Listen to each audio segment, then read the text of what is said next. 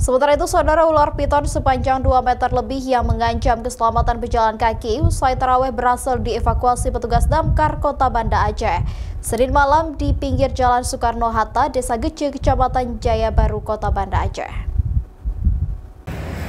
Tim damkar Kota Banda Aceh langsung turun ke lokasi untuk melakukan penangkapan terhadap ular yang dilaporkan warga berada di pinggir jalan yang ramai dilintasi warga usai tarawih. Ular piton sepanjang 2 meter lebih ini berhasil ditangkap oleh petugas damkar dengan menggunakan peralatan seadanya.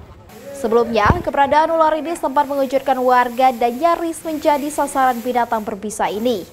Proses penangkapan ular berbisa di Jalan Soekarno-Hatta, Desa Gece, Kecamatan Jaya Baru, Kota Banda Aceh, sempat menjadi perhatian warga yang sedang melintas dari jarak jauh.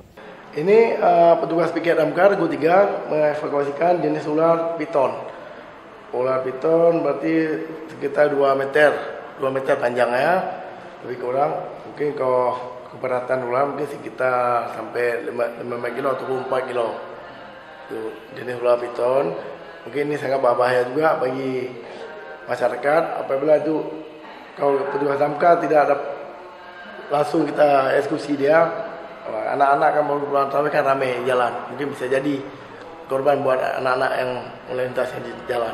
Setelah berhasil ditangkap, ular piton sepanjang 2 meter lebih ini langsung diamankan ke kantor pos damkar setempat. Selanjutnya, ular tersebut akan dilepas liarkan ke habitatnya. Raja Umar, Kompas TV, Banda Aceh.